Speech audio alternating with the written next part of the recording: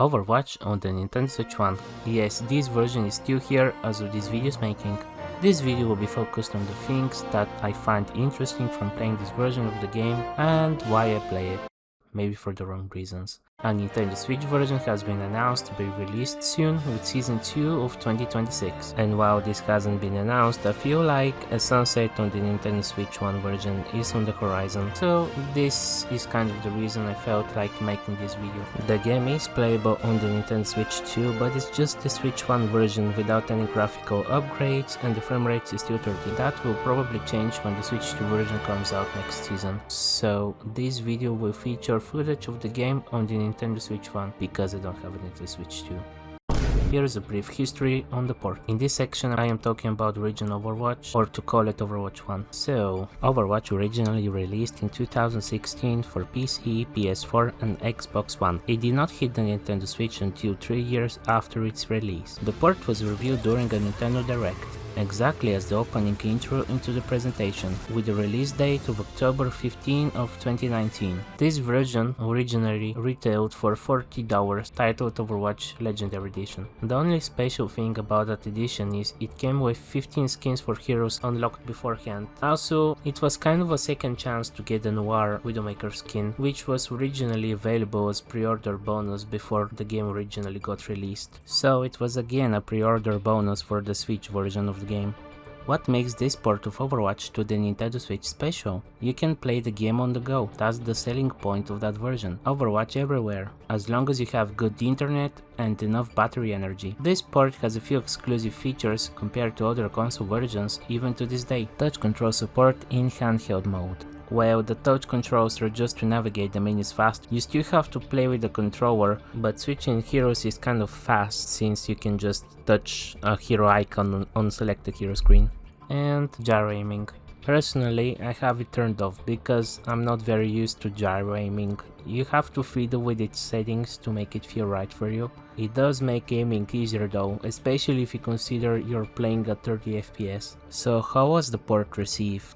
It was cool to have the game playable on the go. Gyro aiming was received well. Most of the criticism came from the frame rate, especially in docked mode, which ran at 30 FPS compared to Paladins, which was available back then on the Switch, and ran at 60 FPS in docked mode. Personally, I haven't tried this iteration of Overwatch until the transition to Overwatch 2. I finally tried the port after I got my Switch and the game became free to play and dropped the requirement to have online subscription in order to play online. I remember when I tried the Switch port like back in 2022, and sometimes the graphics had some weird glitching going on. Like all of a sudden some textures would just go garbage mode or whatever. It was kind of funny to look at, and also it was kind of the reason I put off this port, but I guess that was later fixed since it doesn't happen anymore. Years later I try out the port again and stuck to it kind of for the wrong reason. I mainly play on PC and most of my FPS games were played with mouse and keyboard, so I am not very experienced playing FPS games with a controller. I tried to play quick play, but I felt like I'm dragging down my teammates, so most of my playtime is in versus AI. Yes, I know it's a what moment, but it is a relaxing experience when you listen to something in the background. Yeah, it gets boring though, but I mostly play it to progress through hero progression, for loot boxes and the battle pass, because the game mode kind of gives the same amount of XP like quick play, but I still play on PC the main game modes. Now I will be talking about the performance and the graphics on the Switch version. The performance. From my experience, the game runs smoothly in handheld mode. Things do not get very smooth in docked mode. I will throw some technical stuff even though I'm not very knowledgeable regarding that stuff. According to Digital Foundry, the game resolution in handheld mode is 720p. In docked mode, the game resolution is 900p dynamic. I wonder if 900p is a large factor of the game not running well in docked mode. I wonder if it would run well if they gave us the option to run with the resolution from handheld mode. When I play on TV, I can't help but notice this feeling on input lag. Maybe it's VSync. I don't know how to test it to confirm it. Like, the game does not feel very snappy to play in docked mode compared to handheld mode. Maybe the 30 FPS could be a factor as well. Now I'm gonna show a split comparison between the Switch One graphics and the PC graphics, which are on max settings. Feel free to skip this via the timestamp in the video.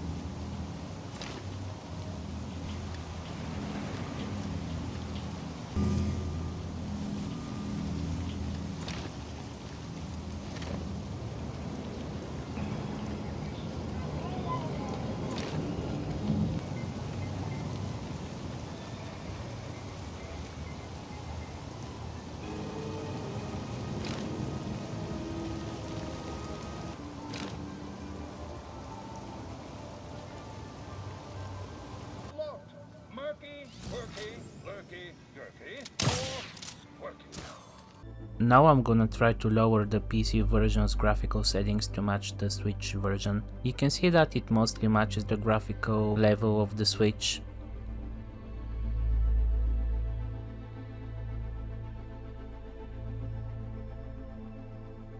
The shadows on the Switch are kind of like lower quality even compared to PC's lowest quality settings.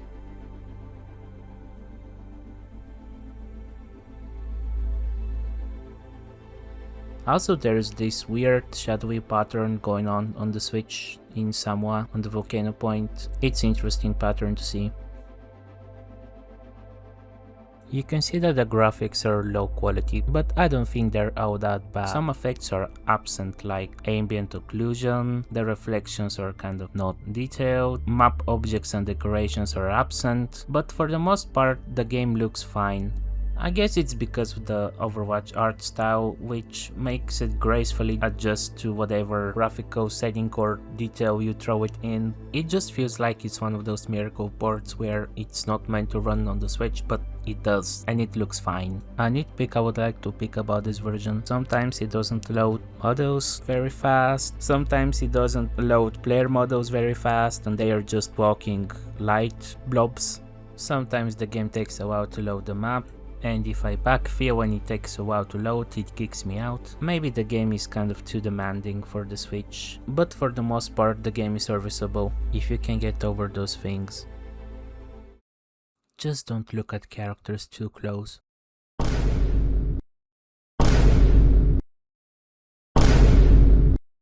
There's something going on with the game's physics and animation. I don't know if it's something to do with animation speed. Everyone kind of moves like a rubber. The hair and clothes physics are lagging like rubber as well. Characters struggle to finish their animation transition or whatever it's called. And there are some amusing moments when I just play the game, so I just stay still and stare at other players. They don't suspect how they look on my screen. I hope this video comes out before the Switch 2 version, so my only hopes for this version is better performance and resolution and graphics, I guess. If you're still here, thank you for watching and sticking around. If you like this video, feel free to like it. If you want to support the channel, subscribe, and feel free to share your experience with the Switch 1 version below. Also, sometimes I stream on Twitch various games. And I'm sorry with my commentary during this video being inconsistent. I'm still new to recording my voice, so yeah. Anyway, peace.